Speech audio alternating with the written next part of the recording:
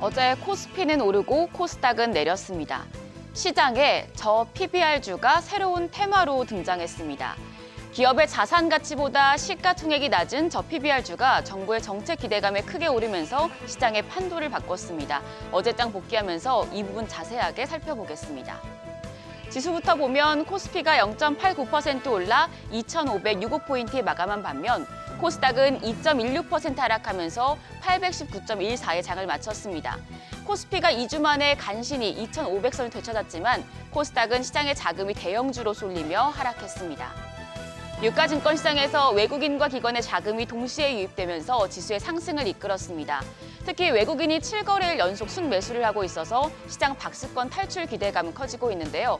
어제 외국인 5,466억 원 순매수했고 기관도 2,187억 원 매수 우위, 개인 투자자만 7,289억 원 매도 우위 나타냈습니다. 코스닥 시장에선 외국인과 기관이 2천억 원 넘는 주식을 순매도하면서 지수의 시장 하락 하방 압력으로 작용을 했습니다. 시가총액 상위 종목을 보면 유가증권 시장 대형주 중에서 저 PBR 종목들이 강했습니다. 삼성전자는 갤럭시 S24 판매 호조 소식과 반도체 지원금 등의 이슈가 겹치며 1.36% 상승해 74,400원의 장을 마쳤고요. 미국의 중국 바이오 기업 규제 법안 발의에 삼성 바이오로직스가 3.49% 상승했고 현대차와 기아 그리고 포스코홀딩스가 상승 마감했습니다. 코스닥 시장에서는 PBR이 높은 2차 전지 종목들이 크게 내렸습니다.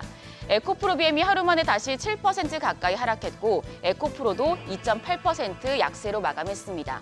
또 로봇 대표주인 레인보우 로보틱스도 3.68% 하락해 종가 16만 2,400원, JYP엔터가 5.86% 하락해 7만 7,100원의 장을 마쳤습니다.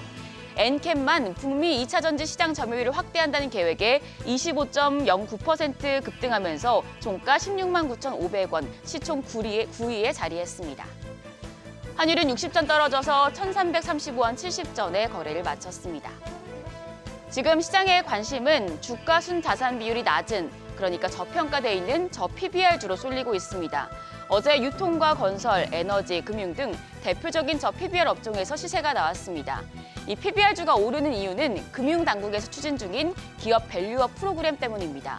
금융당국이 상장사들의 주요 투자 지표를 시가총액과 업종별로 비교 공시하도록 하고 이를 토대로 상장사가 기업가치 개선 계획도 밝히도록 권고할 방침입니다.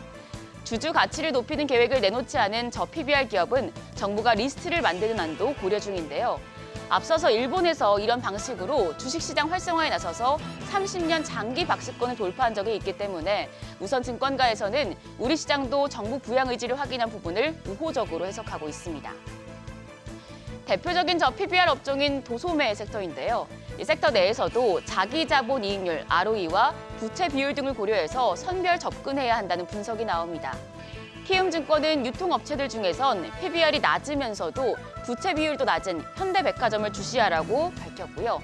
또 음식료 업종에서는 ROE 대비해서 PBR이 낮은 종목들 중에서 앞으로 주주 환원율과 기대 배당 수익률이 크게 제고될 가능성이 있는 동원 F&B와 CJ 스프레시웨이를 탑픽으로 꼽았습니다. 앞으로 저 PBR주의 질주가 이어진다면 ROE와 부채 비율까지 연결지어서 고려하시기 바랍니다. 한편 어제 LNF가 유가증권 시장에 이전 상장했는데 주가가 오히려 9% 급락하면서 코스피 이전 상장효가 아예 없는 게 아니냐는 우려가 나오고 있습니다. 삼성증권은 이전 상장 종목의 경우 코스피 지수, 코스피 200 지수, 그리고 MSCI 지수의 변화를 통한 수급 영향이 각기 다른 방향으로 진행된다며 4가지 요인을 참고해야 한다고 밝혔습니다. 코스피 200 지수의 편입이 빠른지, 그리고 시가총액이 상당히 큰지, 유동 비율이 낮은지, 마지막으로 MSCI 편입 이슈가 존재하는지를 따져봐야 하는데요.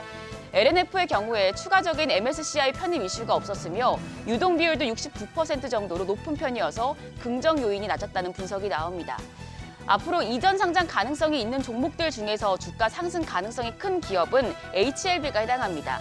다만 이전 상장 같은 단기 수급 이슈는 참고만 하시되 너무 매몰되지 않은 스탠스가 필요하겠습니다. 마지막으로 오늘 실적 발표 기업들입니다. 오늘은 삼성 SDI와 포스코 퓨처엠, 삼성 엔지니어링, 그리고 현대제철과 금호타이어, LS 일렉트릭이 4분기 실적을 발표합니다. 기업들 실적까지 체크하시면서 화요일장 대응하시기 바랍니다. 지금까지 어제장 오늘장이었습니다.